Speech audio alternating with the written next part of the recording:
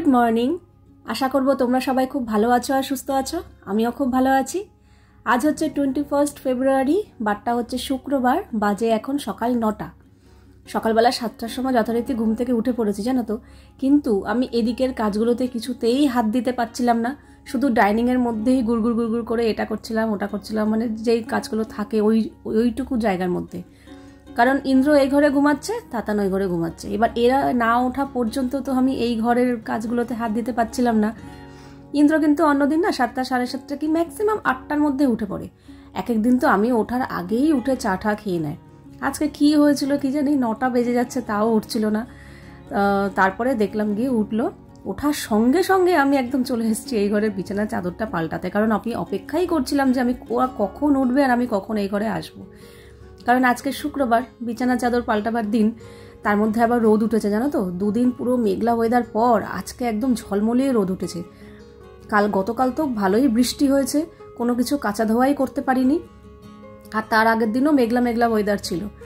কালকে কাঁচা ধোয়া করেছিলাম, কিন্তু বারান্দায় মেলে দিয়েছিলাম। হ্যাঁ, তো সেগুলোও না আমি সকালবেলা ওই যেগুলো বারান্দায় মেলা ছিল হাত দিয়ে দেখলাম একটু ঠান্ডা ঠান্ডা শুকিয়েছে, কিন্তু ঠান্ডা ঠান্ডা কেমন যেন লাগছে, স্যাঁতে স্যাঁতে টাইপের। তো সকালবেলা 8:30 নাগাদ আমি ছাদে গিয়ে ওই বারান্দায় মেলা জামা কাপড়গুলোও মেলে দিয়ে এসেছি, কারণ রোদ উঠেছে, একটু রোদে শুকালে তারপর নিয়ে আসবো। আর গতকাল যে বিয়ে বাড়ি গেছিলাম, সেই বিয়ে বাড়ির জামা কাপড়গুলোও ছাদে দিয়ে এসেছি, কারণ ওগুলো তো একদিন পরেছি আর কাঁচা ধোয়ার প্রশ্ন নেই, তো একটু রোদ খাইয়ে ভাঁজ করে তুলে দেবো। ওগুলো ছাদে দিয়ে এসে আবার আমি রোজের জামা কাপড়ও কিছু বালতিতে ভিজিয়েছি।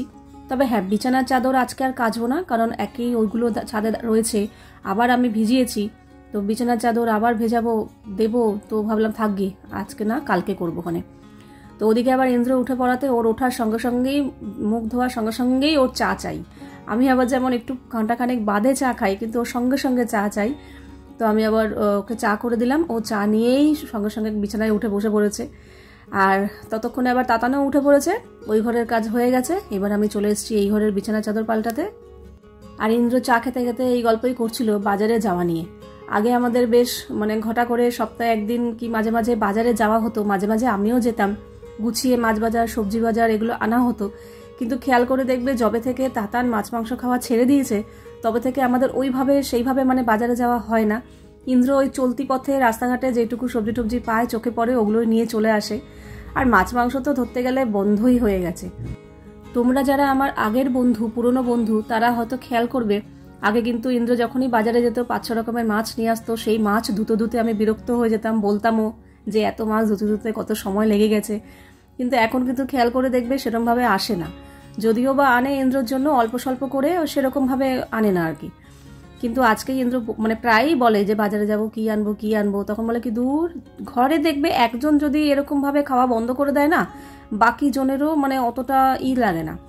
তো আমার তো এখন মনে হচ্ছে তাতানের জন্য আমাদেরও মাছ মাংস খাওয়া আস্তে আস্তে বন্ধই হয়ে যাবে, কারণ ঘরে আসাই বন্ধ হয়ে গেছে।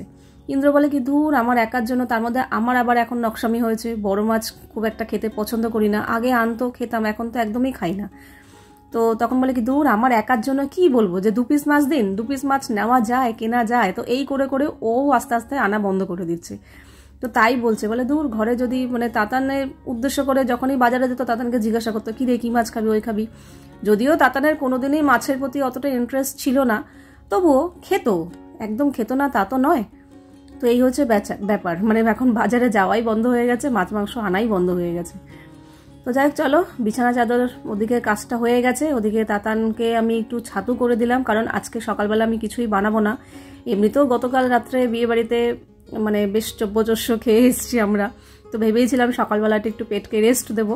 আর তার মধ্যে আজকে আমার একটু কাজের চাপও রয়েছে। তোমাদের আগের ব্লগে বলেইছিলাম যে আজকে পূজা আসবে না।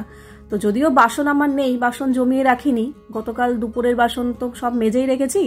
আর ইন্দ্র রাত্রেবেলা যে রুটি তরকারি খেয়েছে সেই বাসনগুলো আর মাজেনি, সেগুলো আবার সকালবেলা কয়েকটা ওই থালা বাটি একটু প্লেট ছিল, ওগুলো মেজে ফেলেছি, কাজেই বাসন আর নেই। আর সকালবেলা যেরকম চায়ের বাসন হয় সেটা তো রোজই মাজি, এটা তো নতুন কিছু না। তবে হ্যাঁ, ঘরটা ঝাড় দিয়ে মুছতে হবে। আর আমার না ঘর ঝাড় দিতে মুছতে এত সময় লাগে কেন জানি না। পূজা আসে একদম ছটপট ঝটপট করে, চোখের নিমেষে ফটফট করে ঘর ঝাড় দিয়ে ফেলে, কিন্তু আমার একটু সময়ই লাগে। এই ঘর ঝাড় দেওয়া মোছা মনে করো পুরোপুরি 1 ঘন্টা আমার সময় লাগে। আর তার মধ্যে তো ডাস্ট অ্যালার্জি আছেই, ওই নাকের মধ্যে মাস্ক বেঁধে কিছু বেঁধে না কাজ করতে একদম ভালো লাগে না, মনে যেন দম বন্ধ হয়ে আসছে। আর তার মধ্যে এই ঝাড় দিলেই ব্যাস একদম হাঁচি করতেই থাকি, মানে এত বিরক্ত লাগে না কি বলবো। তো যাই হোক, চলো পুরো ঘর বাড়ি ঝাড় দেওয়া হয়ে গেছে। আমার মোছাটা না আমার কাছে খুব একটা কষ্ট কিংবা পরিশ্রমের মনে হয় না, আমার ঘর ঝাড় দেওয়াটা খুব চাপের মনে হয়। ঘরটা যদি ভালো করে চেপে চেপে ঝাড় দিয়ে ধুলোগুলো ফেলে দিই, ঘর মোছাটা আমার কাছে খুবই সোজা মনে হয়। আর সব থেকে বড় কথা, আমি ওই মপ দিয়ে মোছার থেকে না হাত দিয়ে মোছাটা বেশি ভালো লাগে। তবে আমি যখন আগে একা মুছতাম তখন জল ঘাটাটা বেশি পড়বে, তাই জন্য মপটা ইউজ করতাম, কিন্তু মন থেকে না ঠিক মানতে পারতাম না। মপ দিয়ে মুছলে দেখবে কোনা কামচিগুলো না অতটাও ভালোভাবে পরিষ্কার হয় না যতটা হাত দিয়ে নেতা দিয়ে মুছলে হয়। তো এখন তো আর রোজ মুছছি না, পূজা যেদিনকে আসে না সেদিনকে, কাজে ওই একদিনের জন্য আমি আর ওই উপর থেকে মপটা নামাই না, ওটা ওপরেই তোলা রয়েছে।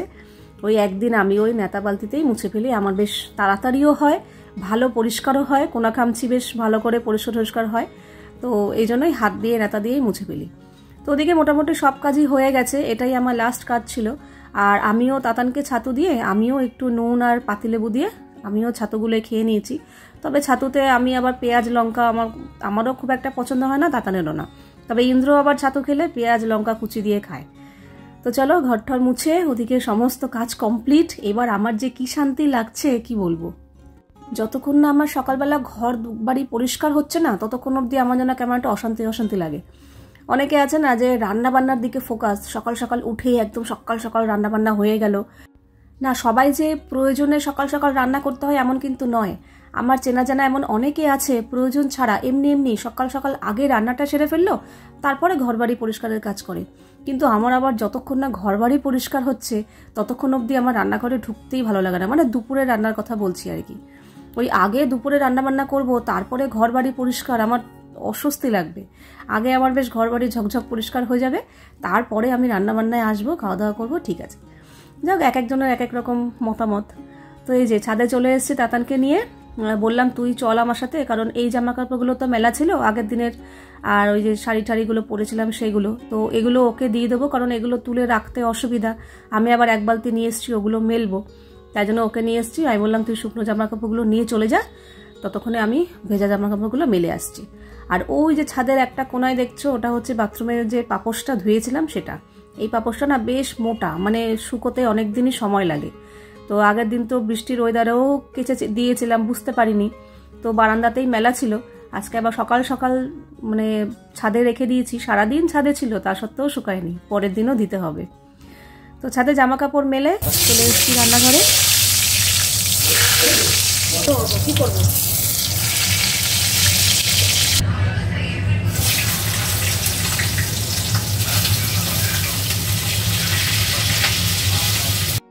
এর আগের বার মনে আছে লতি কেটে রেখেছিলাম না, তো সেই লতিটা আজকে বার করলাম, কচুর লতি। ঘরে আর কোনো সবজি নেই, সবজি একদম আজকে পুরোপুরি পরিষ্কার হলো। বেগুন ভাজা করলাম, আগের দিনের যে টক ডাল করেছিলাম সেই টক ডালটা আছে, আর এই কচুর লতিটা নারকেল আর সর্ষে বাটা দিয়ে করছি। কচুর লতি খেতে আমরা সবাই ভীষণ পছন্দ করি, কিন্তু এই যে লতিটা এনেছে না ইন্দ্র, এইরকম লতি প্রথম আনলো। আমাদের সবসময় দেশি লতি আনার চেষ্টা করে, এরকম গোড়া সহ মোটা মোটা ছোট্ট ছোট্ট বেটে লতি কোনো দিন আনেনি। ভাবছিলাম কেমন হবে, যেমন ভাবা তেমনই কাজ, একদমই ভালো লাগেনি। লতি খেতে আমরা কত পছন্দ করি, আর সেই লতি একদম ফেলাচড়া করে খাওয়া হয়েছে। মানে ও বলছে আর খাবো না, আমি বলছি আর খাবো না, তাতন তো খাইনি, তো আর খাবো না, লতিটা একদমই ভালো লাগেনি। ইন্দ্র বলছে না এরকম লতি আর আনবো না, আনলে দেশি লতি আনবো, নাহলে আর আনবো না। আমি বলে কি ঠকে গেছি। আমি দেখো ঠকার মধ্যেও একটা শিক্ষা আছে, যেমন ঠকেছো তেমনই শিক্ষা হয়ে গেল, এরকম লতি আর কোনোদিন আনবে না। বলে হ্যাঁ সেটাই।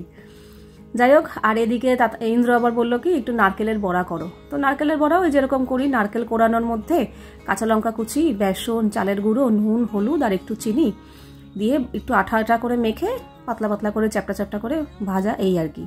তো নারকেলের বড়াটা আমার খুব একটা, বড়া ঠরা খেতে আমি ভালোবাসি, কিন্তু নারকেলের বড়াটা আমার খুব একটাও পছন্দ না। এটা আবার তাতানার ইন্দ্র একটু বেশি ভালোবাসে, তাই জন্য মাঝে মাঝেই করতে হয়।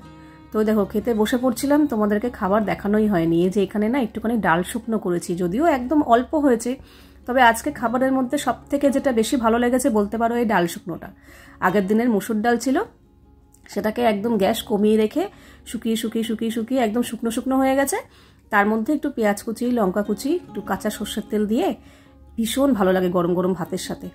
তো আর এই তো আমডাল ছিল, আর এই হচ্ছে কচুরলতি, আর এই হচ্ছে বেগুন ভাজা। তাতান এখন পড়াশোনা ছেড়ে দিয়ে ও এখন এই গল্পের বই নিয়ে পড়েছে। কালকে ওর বাবার কাছে বায়না করে একটা গল্পের বই অনলাইনে আনিয়েছে, আর অনলাইনে এমনই কালকেই অর্ডার করেছে, কালকেই ডেলিভারি হয়েছে, তাই না? তাও আমাকে বলেনি, রাত 11টার সময় বলেছে। তাও আমি 6 পাতা পড়ে 16 পাতা পড়ে রাতে ঘুমিয়েছি। রাত্রেবেলা 11টা না, তখন 11:30 12টা না 11টা তখন বলেছি হ্যাঁ বই চলে এসছে। আমি ভেবেছি তখন তো আর পড়বে না, শুয়ে পড়বো। ও বাবা, তখনও বই নিয়ে বসে কত 16 পাতা পড়ে 16 পাতা পড়েছে। কি নাম বইটার? মায়াভিলা। এই যে এটা দেখা একটু, কৃষ্ণেন্দু মুখোপাধ্যায়ের লেখা। কৃষ্ণেন্দু মুখোপাধ্যায়ের লেখা মায়াভিলা। দারুণ, যিনি লিখেছেন লেজেন্ড মানুষ। ও পড়াশোনা ছেড়ে দিয়ে সকাল থেকে দেখে যাচ্ছে গল্পের বই পড়ে যাচ্ছে, গল্পের বই পড়ে যাচ্ছে। আজকে কিরে বস পড়তে? এই তো বসছি। কালকে তো এই সময় বিয়ে বাড়ি যাওয়ার জন্য তোড়জোড়, মানে বেরোবো মা নিচ থেকে ফোন করছে, হলো আসছি। দিনটা কিভাবে কেটে যায় না, এই বিয়ে বাড়ি যাবো সেই কবে থেকে, আর এলো গেল চলেও গেল। প্রচুর জামা কাপড় জড়ো হয়েছে, কারণ আজকে তো কালকে জামা কাপড় শুকায়নি বলে সেগুলো ছাদে দিয়েছিলাম, আবার আজকের কাঁচা ধোয়া, প্লাস কালকে বিয়ে বাড়ি গেছিলাম সেগুলো রোদে দিয়েছি, তো সেগুলো সব। তোমাদের আমি বরাবরই বলতাম যে দুপুরে ঘুমোতে আমার একদমই ভালো লাগে না, ঘুম থেকে ওঠার পর কেমন ম্যাজম্যাজ করে, আলস্য লাগে, কাজ করতে ইচ্ছা করে না, এনার্জি পায় না। সত্যিই তাই, এখনও তাই হয়। কিন্তু এখন আমার দুপুরে না ঘুমানো ছাড়া কোনো উপায় নেই। যদি আমি দুপুরে একটু না ঘুমাই আমি সারাদিন চলতে পারবো না, মানে অসুস্থ হয়ে পড়বো আর কি ধরতে গেলে। কারণ আমাকে তো এখন রাত জাগে এডিট করতে হয়। তবে হ্যাঁ, খুব যে রাত জাগি তা নয়, ম্যাক্সিমাম আমার 2টো বাজে, এর বেশি হয় না। কিন্তু বেশিরভাগই আমার 1টা-1:30টার মধ্যে করে ফেলার চেষ্টা করি। আসলে রাতের খাবারটা যত তাড়াতাড়ি কমপ্লিট করতে পারবো তত তাড়াতাড়ি আমি ওই কাজে বসতে পারবো, তত তাড়াতাড়ি আমার কাজটা কমপ্লিট হবে। তো এক দিন খেতে দেরি হয়ে যায়, আমিও বসতে 12টা 12:30 বেজে যায়, তারপর তো 1:30-2টো বাজবেই। যেমন গতকাল আমার 1:30টার মধ্যে হয়ে গেছিলো, আজকে আবার আমার 2টো বেজে গেছে। তো এরকমই হয়। এবার যদি রাত 2টোর সময় শুই, কিন্তু ওদিকে আবার সকালবেলাও ওঠার চেষ্টা করি। আগে যেমন রাত করে শুতাম কিন্তু সকালে উঠতে দেরি হতো, কিন্তু এখন আমি সকালে ওঠাটা 7টা ধরে রেখেছি। এর বেশি করলে আমার আবার বেলা হয়ে যাবে, সারাদিন কাজের টাইম সব উল্টোপাল্টা হয়ে যাবে। কাজে কষ্ট হলেও আমি 7টার সময় উঠে পড়ি। এবার 2টোর সময় শুয়ে 7টায় ওঠা, 5 ঘন্টা ঘুমে সারাদিন চলতে পারবো না। তাও এক আধ দিন ঠিক আছে, রেগুলার তো হয় না। তো তার জন্য এখন একটু জোর করে হলেও দুপুরে ঘুমাই। কি বলতো, মনে করো ফোনটা নিয়ে দেখতে শুলাম, হয়তো ফোনের দেখার নেশায় মানে আসছে না, ফোন দেখেই যাচ্ছি। একটা সময় গিয়ে এমন হয় যে না, জোর করে ফোনটা রেখে জোর করে ঘুমাই আর কি, যে না আমাকে ঘুমোতে হবে, অন্তত 1-1.5 ঘন্টা যদি না ঘুমাই আমার চলবে না। তো এই হচ্ছে ব্যাপার। আর আগে কি হতো, ঘুম পেয়ে যাবে বলে আমি সোফার মধ্যে বসে থাকতাম যাতে আমার ঘুম না আসে, কিংবা ঘুম চলে আসলেই উঠে পড়তাম, এরকম করতাম। কিন্তু এখন ঘুমানোর উদ্দেশ্য করেই ঘুমাই আর কি, ফোনটাকে নিয়েই যাই না। কালকে তো কি করেছি, ফোন চার্জে বসিয়ে দিয়ে তারপর বিছানায় গেছি দুপুরবেলা আর কি, যাতে ফোন দেখতে না হয়। ফোনের নেশায় পড়ে গেলে আর ঘুম হবে না। তো এই হচ্ছে ব্যাপার। তো চলো, এদিকে জামা কাপড়গুলো 2 দিনের জামা কাপড় ছিল মেলার, তারপর বিয়ে বাড়ি যে গেছি সেগুলোর, তারপর সকালবেলা উঠে না যত ওই দেখবে কোথাও বিয়ে বাড়ি হোক, পুজো আর্চা হোক, সাজগোজ করলে সাজগোজের জিনিস এদিক ওদিক উল্টোপাল্টা হয়েই থাকে। তো সকালবেলা উঠে সমস্ত কিছু জায়গায় গুছিয়ে রেখে, তাতান কিছুটা আগের দিন করেই রেখেছিল। আমাকে বলছে পাম দেখো বিছানাটা ছড়িয়ে ছিটিয়ে রয়েছে, আমি গুছিয়ে রাখলাম। বলছি বাহ, খুব ভালো কাজ। আর বাকিটা আমি সকালবেলা করে ফেলেছি। আর জামা কাপড় এগুলো রোদে টোদে দিয়ে আবার জায়গা মতো রেখে দিলাম। ব্যাস, এইটা বিশাল বড় একটা মাথায় চাপ ছিল, কারণ জামা কাপড়ের পুরো পাহাড় হয়ে গেছিলো। তো এগুলো গোছানো হয়ে গেল। এবার যাবো রাতের রান্নাবান্নার দিকে। ইন্দ্র আজকে আমাকে বলে দিয়েছে তুমি রুটি করবে, আর রুটির সাথে যা খুশি তাই করবে, আমি তাই খাবো। বললাম ঠিক আছে, ভালো কথা। তো ভাবলাম কি অনেকদিন পনিরটা ঘরে রয়েছে, তো পনিরটাই আজকে করব। কিন্তু ইন্দ্র না খুব একটা পনির পছন্দ করে না। প্রথমে বলেছিল কি তুমি যাই করো আমার জন্য একটু আলুর তরকারি করো, পরে আবার বললো কি থাকবে ডবল করতে হবে না, তুমি যা করবে, খাবো তো 2টো রুটি, ওই তাই খেয়ে নেবো, কিন্তু 2টো ডিম বার করে রেখো। তা আমি 2টো ডিম বার করে রেখেছি, যে পনির দিয়ে একটু খাবে, তারপর ডিম খাবে। ও বাবা, আসার পর আমাকে বলছে কি ফ্রিজে কিছু আগের কোনো খাবার আছে, মানে পনিরটা ঠিক ইচ্ছা করছে না, বুঝতে পারছি আর কি। অথচ আমাকে কিছু বলতেও পারছে না, যেহেতু বলে দিয়েছে, আর রাতও হয়ে গেছে। আমি বলছি হ্যাঁ, এর আগের দিন যখন হাঁসের ডিম এনেছিল না, ইন্দ্র তো 2খানা খেয়েছিল, আমি 4টে করেছিলাম। তো দেখো এখানে তো পনিরগুলো এরকম ছোট ছোট করে টুকরো করে কেটে নিয়েছি, পনির করব। আর আজকে একটু অন্যরকমভাবে পনিরটা করব। এখানে মশলার জন্য নিয়েছি আদা, কাঁচা লঙ্কা আর টমেটো, এটা একসাথে পেস্ট করব, ঠিক আছে। আরেকটা জিনিস করব, মশলার মধ্যে, সেটা হচ্ছে যে এখানে একটু কাজু, পোস্ত আর চারমগজ নিয়েছি একসাথে। এই যে পোস্ত আছে, চারমগজ আর কয়েকটা কাজু, এই 7-8টার মতো কাজু নিয়েছি। এইটা একসাথে পেস্ট করব। আর আমি একটা ডিম খেয়েছিলাম আর একটা ডিম না রয়েছে, তো বলাতে বলে কি বাহ খুব ভালো খবর, শিগগিরই বার করো। বার করে আমি তো ওই ডিমটা ঝোল ঝোল ছিল, ওটাকে কি করলো কড়াইয়ের মধ্যে ফেলে আবার ঝোলটাকে কষা মানে শুকনো শুকনো করলো আর কি। আমি কি দেখো কাণ্ড, আমি এর আগের দিন শুকনো ডিমটাকে মানে কষা ডিমটাকে আমি ঝোল করেছি, তুমি আবার ঝোলটাকে আজকে শুকিয়ে কষা করলে। তো ওই আবার আরেকটা নর্মাল পোলট্রির ডিম সেদ্ধ করে ওই ঝোলের মধ্যেই দিয়ে দিয়েছে। তো একটা হাঁসের ডিম আর একটা পোলট্রির ডিম দুটোকে ভালো করে কষিয়ে নিয়েছে, বলে এইটা দিয়েই আমার একদম জম্পেস খাওয়া হয়ে যাবে।